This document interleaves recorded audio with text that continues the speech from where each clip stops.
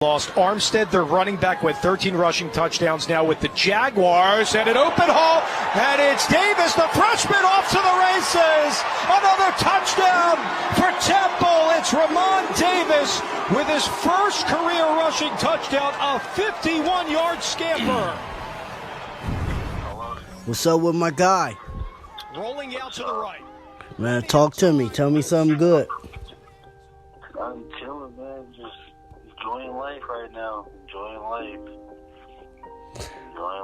Couldn't ask for anything better. Come on, man. Hey, you had a good weekend. Yeah, it was pretty good. I mean, going out there and just, like I said, I was nervous in the beginning, but you know, once you get tackled, you just play football right there. But bring me to your first carry. What happened?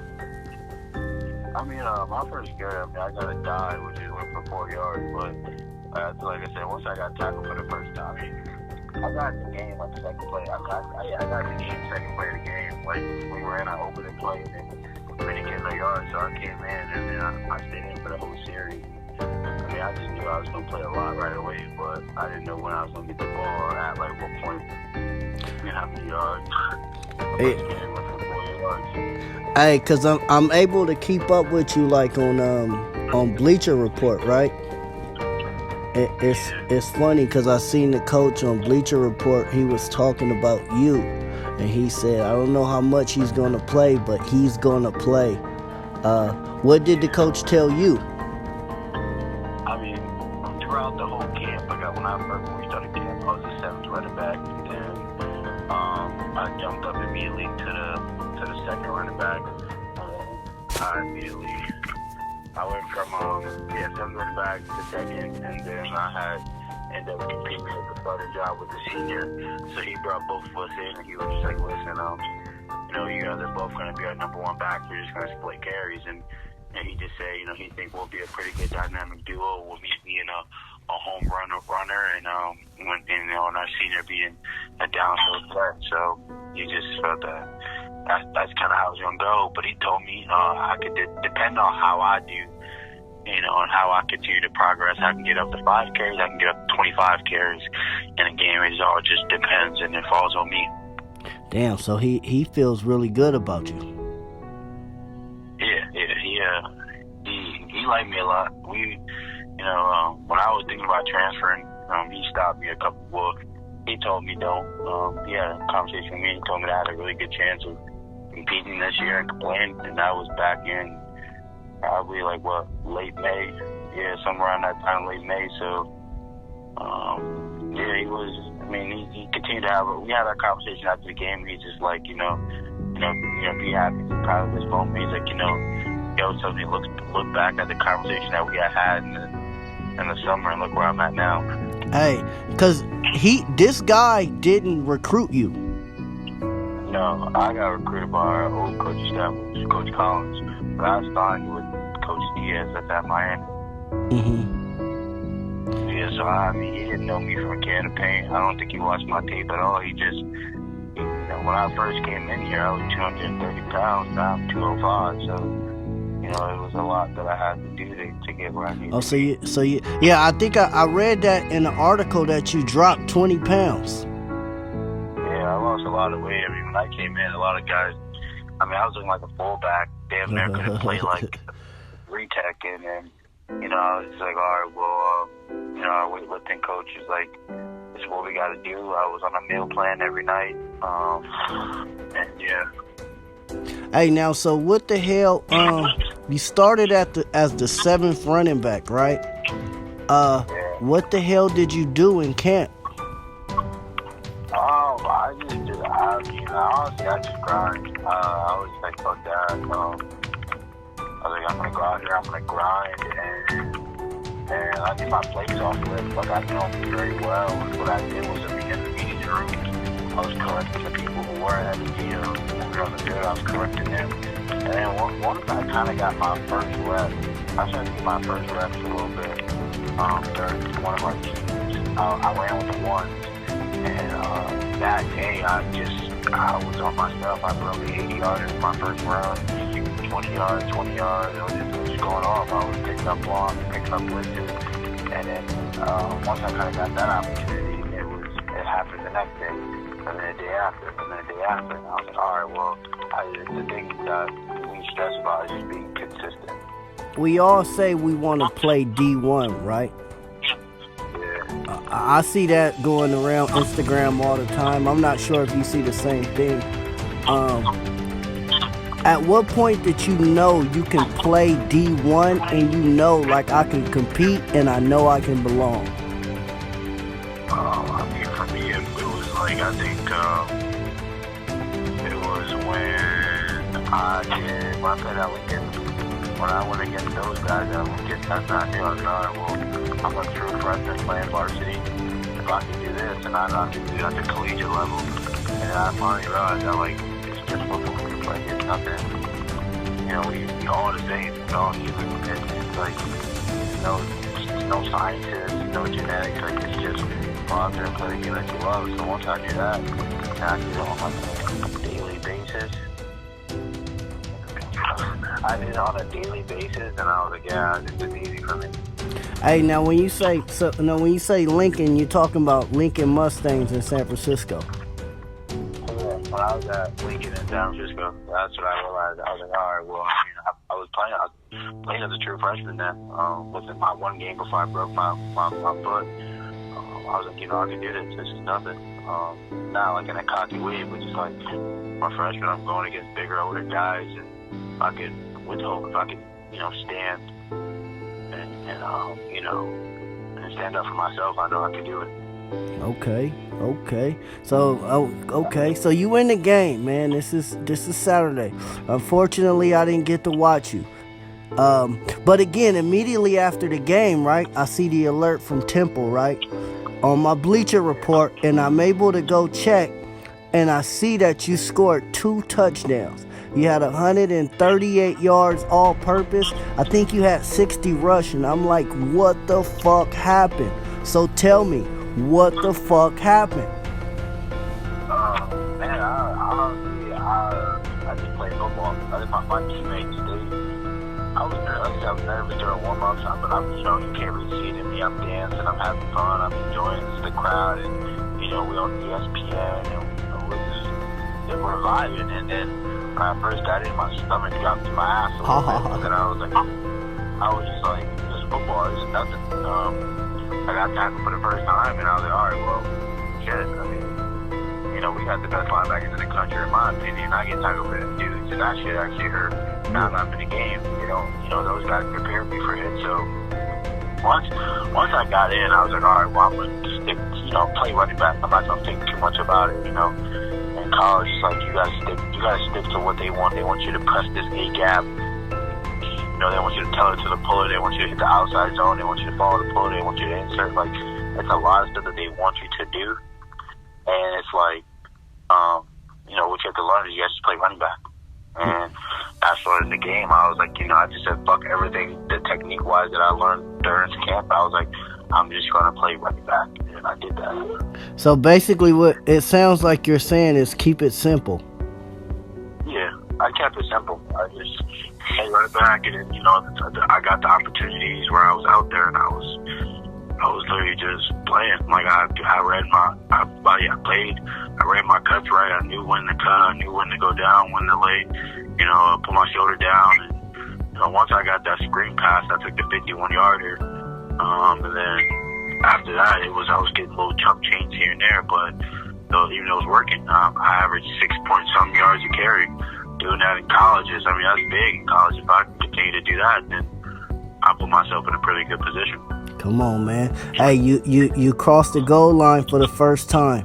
Describe that feeling. Describe that moment. I didn't know what to do. Everybody was like, if you score, what are you going to, like, how would you celebrate? And I was like, if I score. And it's actually funny because I was on the sideline. Our defense is fucking going, just doing really good. And we just got the punt. And it's funny, like, 2 of my teammates said, you about to score this play. I was like, nah, I probably won't. They're like, yeah, you will. So on that drive, I had we threw it. I hit 10 yards for a first down, about 3 yards, and then we called our play, which is our screenplay. And I went out there, I caught it, and once I beat the 2 defenders and I got past the other defender, I was just like, holy shit, I scored. But I didn't know what to do. I don't know what to do. So I wanted to go interact with the fans, but I didn't want to cost us a penalty. I didn't want to excessively celebrate because I didn't want to cost us a penalty. So one thing I had planned is with our lineman that if I score, then he's gonna pick me up. I'll jump and he'll pick me up like people do it in like the NFL and college. So first thing I did was I scored. I got happy. I looked for the ref, threw him the ball, and I ran straight to our lineman. And he picked me up. And after that, I was like, oh shit. And once I got back to our sideline, I was getting a bunch of congratulations. And I was like, all right, I could do this. I could do this. And I don't. That game to me is ancient history now. Like that's Bucknell. They're a good opponent, but I'm gonna play against better competition. And now, like my mom say, like my dad, he said, like now all eyes are gonna be on me. Like I'm in newspapers here, Twitter's blowing up, Instagram, Snapchat, like all these social medias are blowing up. People are coming up to me telling me good game. Like now, anything I do will be looked at under a microscope. So it's like I gotta be consistent in every game we play, whether it's Bucknell, whether it's Alabama. Like I just gotta be consistent. That's crazy. In a minute, they're gonna give you the blue check on Instagram. Yeah, that's the goal. I'm trying. If I can go off on Maryland, Georgia Tech, I'm gonna actually get the blue check. That's hilarious. Hey, so you got so the celebration was planned when you got the touchdown. Yeah, between me and my lineman, that was planned. We had practice. We just would like jump around in practice. We'll be like, yo, like if it happens, man, like, just run to me and I would pick you up. And I was like, all right. And we would jump around in practice because I didn't think I was gonna score. I was like, I'll probably get in by a couple series, and then shit, I was in the game. You can watch it on YouTube. They got the whole game on there. But the guys talk about me every chance they get. They were saying some questionable stuff. I think one guy was like, look at his body frame, look how low he is to the ground, like look at his thick legs, like look at his rear end. And I'm like, that is hilarious. And I was like, they were talking about me a lot. I was happy, but I was playing. Next time I'm gonna take something I was shooting that just know that when you score, it's like 100 cameras pointing at you, so you gotta throw up something or look in the camera and do something crazy. So I don't know. Maybe against Maryland, if I get a chance to score again, I'm gonna try to do something. Hey, cause when I seen you get the touchdown, that's why I asked. I think his number was 76. That's why I asked who he was. Cause that's like that was like the way he lifted you up. It was like, man, I'm really happy for you. It's like, how many times do we get that in life where people are genuinely happy for us? Yeah. That happens a lot. Like I love my O-line. I tell people, like, in my interview, my O-line is the reason why I scored. I don't take no credit. Without those guys going up front and constantly battling every goddamn day, I would have never scored. So every time I score, I've been doing this since high school. You can always look like, as soon as I score, I don't really celebrate with the receivers. I go straight to the lineman, out in the back, headbutt them and just tell them thank you. Yeah. So I think for him, it was cool because, our older running back, he don't really do that. And, being a true freshman playing like that's not common. So I think my teammates are more excited for me than I'm excited. Right. I'm in for a true freshman to be playing, to be scoring. Because those guys didn't get that opportunity when they were true freshmen. So to see somebody else shine and then potentially solve a big issue that's in the room, then, to them, they're excited. Hey, so describe this college football atmosphere. It's crazy, man. Like, the amount of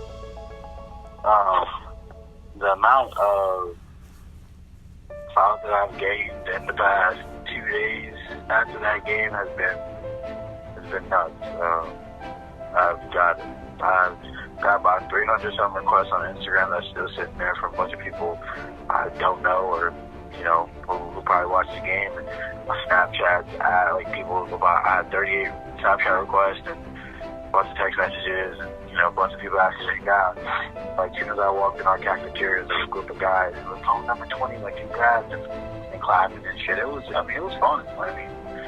That's the fun part about it. It's just like, you feel like you're pros because even though you're bottom to none a little bit, but the people at your school see you as like a top dog. Yeah. Hey, how do you stay you?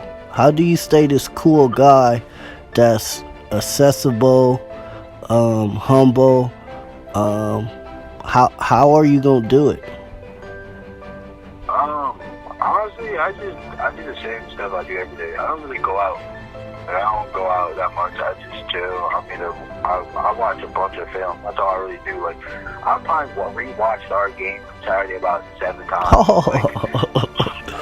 If you look at my YouTube, or you look at just like where we watch our film, like I rewatched that game. In my interview, people were like, "Are you happy? Do you feel like you made progress?" I was like, "I'm not happy. I'm happy, but like I'm not settled on the progress that I'm not done. I have a lot to work on. I missed a couple blocks here and there, and I could have probably just took one more step or one less step. I could have had a bigger run." So I always watch it. I call my dad too. I'll call him. We used to do it in practice where I'll send him the film, and we'll talk like, okay, this is what I said this practice, or this what move I could hit it with her. And even in the game, I'll rewatch it and I'll write down, okay, well, during this time I should never get that cut, or I should just use my speed. So I really just do the same stuff. Like every day, if you're gonna follow me around school, like I wear my headphones, I just walk to class and I walk back. Here and there, when I see my teammates, I associate with them, but you wouldn't really catch me out there interacting with a lot of people. Yeah. I don't know. That's not me. I've asked you this question before. I'm gonna ask you again. And you mentioned it. You said I've just been grinding. What the hell is grinding?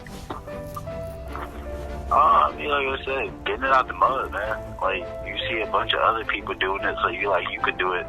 Like, the amount of messages I've got from people from the hood, like literally real hood dudes who out there on the streets and trapping. Like, I've got messages for them, like, man, you really doing it. Like, you're a neighborhood hero. So, for me, it's just like that's what grinding is, having people look at you and congratulate you on success, and that you're influencing them. You may not be doing it in a way where it's impacting them and their life choices, but you're doing a way where it's like, damn, like I knew that kid, and if he could do something, then maybe down the road I could change. It's not gonna happen instantaneously, but I think that's what it is. I think grinding for me is that, like, I'm not necessarily, like I said, I'm not doing it for myself. Like, we had our conversation, I'm doing it for 2 other people. Actually, I'm doing it for damn near a whole family, a whole hood, really. How is your sister? How is your little sister doing? They doing good. My brother and my sister doing good. They chilling. I talked to them a couple times, so I said that's pretty much my motivation. Like in my inside my locker, I got a picture of them too. Mm-hmm. And I open it every day when I'm charging my phone. I'm just looking at it, and I go to practice. Like, you grind for the people you love, but you also grind for the people that that helped you. Like one of the dudes that hit me up, and he said he was like, you are a hero. And I just told him I'm not a hero. I said we are a hero. I said it take a whole hood to help someone get out of it. Come on, man. Look at you. Yeah, so that's what I told him. It take a whole hood to get everybody out of it. It's not just one person. A whole hood got to push that person to want to get out of it. And I told him that's how it is. The grind is, again, for your loved ones and the people who support you. Some may support you from a distance, but at least you're getting supported. And others may not support you, but they may tell you they do. So you just got to be able to find that one bad egg and try to get it out before it rotten everybody else. Hey, now this is only the beginning, right? Meaning, in our minds, we still haven't did anything yet. Yeah. But we have done something to where we come from. Yeah. What's the message that we give and we reaching back to the kids? Because it's a bunch of people that's coming behind you. I think for me is like what I was saying. There's no limits. You know, everybody was like, the sky's the limit or all that stuff. Like, I feel like there's no limit to success. You know, everybody's always like, yeah, if you do this, or you probably could go there if you did this, if you do, like, it's not an if, you know, we got to get them to do it. Because if you get them to do it, then something can happen. And regardless of what happens, like, you know, it's about getting them on that path. And I think that's what happened to me. It wasn't a if you go to boarding school or if you commit to temple, or if not, it was like you're gonna do these things. And so I feel like for us is we gotta convince these kids to do them, not give them. I don't want to say not give them the ultimatum, but to let them know that there is a better path behind some sacrifice that you gotta make. Like, I would have never thought sophomore year hopping on a flight to New York, I would be playing Division. 4 years later, 5 years later, I was playing Division I football on ESPN and being actually talked about all over the place. And being the only freshman in the nation to score a touchdown, rushing and receiving, or even be in the conversation of having X amount of touchdowns with, you know, Jalen Hurts and, you know, all these top guys, you know. So for me, I think what the community needs to know is that we can't sit here and keep saying if and like, we have to sit here and let them know, like, this is what you got to do. This is the plan that we need to map out and that we need to follow. Because if you give the if, then, you know, in their head is, all right, well, that's if I do that. So what happens if I don't do it? And that's how I was thinking. And then my dad was like, nah, you going. You know, Laura was like, you going. It wasn't a, okay, well, if you don't like it, you'll come back. It wasn't no coming back. You staying. And you got to make the most of it, whether you like it or not. So I think that's what the kids got to understand is that we talked about, you know, being on the East Coast, how you had your moments, right? Ups and downs. How has it been being at Temple? I mean, I was here in the spring, so nothing was really different since I got back here in the summer. I finally went to a summer workout, and that shit is hard. I could tell kids, you gotta really prepare for that, because, you know, it was funny. Someone had posted this. I think it was Kobe's mom or Deshaun's mom. Somebody had posted this, and they had said everybody wants to play Division I, right? That's everybody's dream. But no one wants to go through the sacrifices you have to make to be a Division I athlete. And so people understand is, like, every day in the summer from June 2nd. So when I started school, I was getting up at 5:30 in the morning. I was getting up at 5:15 in the morning. I was going to practice at 6 in the morning, practicing for 2 hours. And the thing was, we weren't practicing; we were just lifting. You lift for a whole month. Like, that's how it is. Every day of the week, Monday through Friday, you're lifting. That's a summer workout. And then, you know, occasionally you'll have 7v7s that's team ran because the coaches can't be there. But it's like your whole day is just lifting. You ain't doing nothing football wise yet. And then once you start getting the football, like once we started all fall camp, it was wake up at 6 in the morning. You got meetings at this time. You got breakfast. You got breakfast, then meetings, then you got practice for 2 hours. Then after that, you get 2 hours of downtime. You don't want to walk back to your dorm, so you sleep at the facility. You laying on the couches or in the lounge room, and then you got to get ready for a special teams meeting at 3:15. Then you got a position meeting at 4 o'clock. Then that goes from 4 to 6:30. Then you got dinner at 6:30.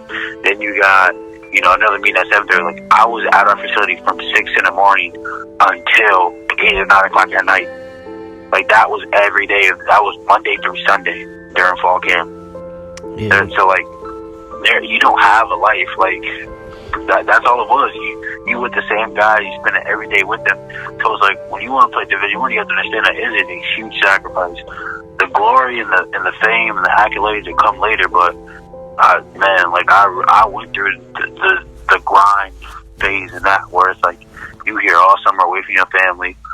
You lifting for a whole month. Then once you start camp, there's nobody on campus. And then once people start coming to campus, you can't even really hang out because you want to go to bed. And then now, even with school, like, it's my first time being here in the fall camp where I'm waking up at 5:30 in the morning again.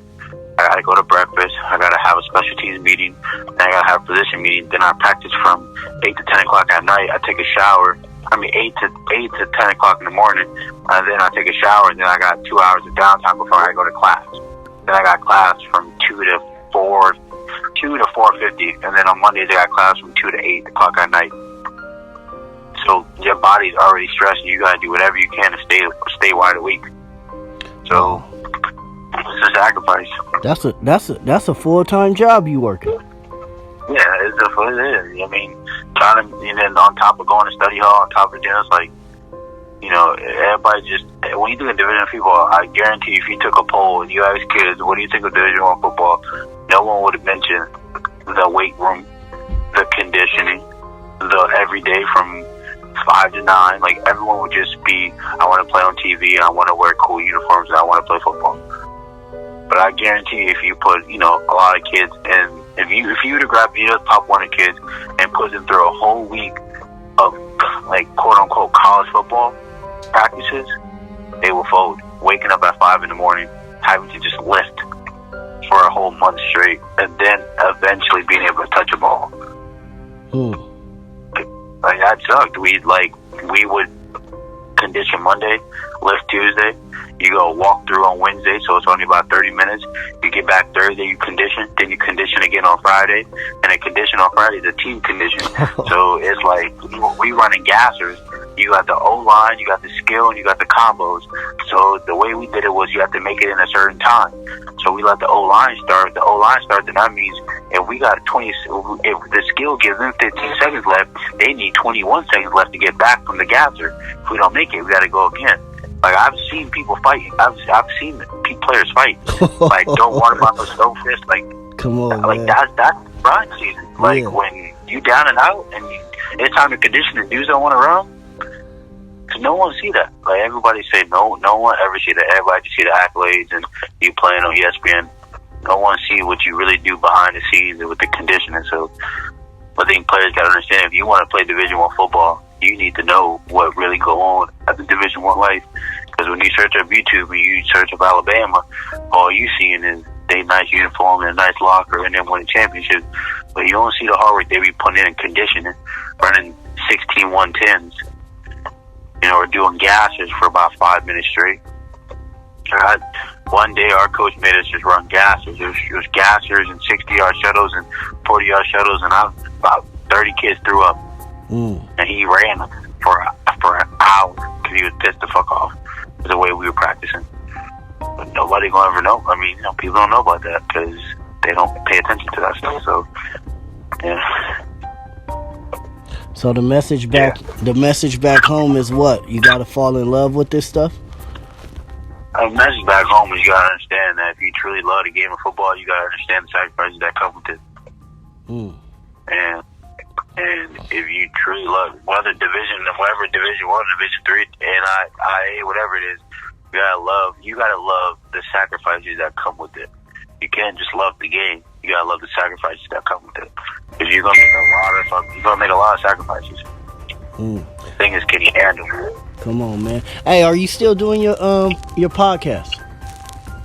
Nah, I really haven't had time. Like, I'm not even having time to do anything. I barely watch Netflix. I barely hang out with friends because, we practice and everything. Like, our coach gave us these Monday and Tuesday off because we don't play this weekend. We got a bye weekend, so I barely had time to do anything. But I'll try to join our Al sports team here, our way of doing Sports Center. But I don't get back to my room until 8, 9 o'clock at night.